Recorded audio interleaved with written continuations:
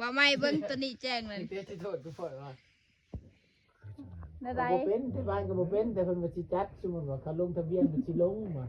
ยิ้มเบิ่งแขว เตะอยู่เทิงกลุ่มอยู่เทิงต่างหากนะ11ค ตาม น แบบว่านี่นะครับ แต่บ่ปนกันเพราะว่าอายุนกับกัปตันกะโลก็ซ้ำบนเดีย แต่ ว ว่าปีนี้เขามาจับอยู่นั่นที่ อยู่ตันตะลัง เยย ตันตะลังติ เยยทั้งตารางแล้ว แม่นบ่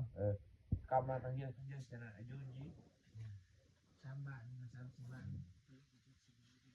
เอาพี่จะสิว่าเรื่องยังจะให้เขาอัดคลิปให้เอา เอ้าก็แสนหนึ่งกินล้านหนึ่งหั่นเด้เตโตเพิ่นสิเฮ็ดกระทะบูนน่ะ โอ้แม่นบ่ตอ แม่ บ น ไป แต่ว่า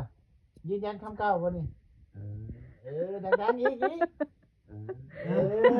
จะคอยแล้วหมื่นเด้อคันชูละหมื่นมันมาแต่บ่ได้จะเสียสัจจะได้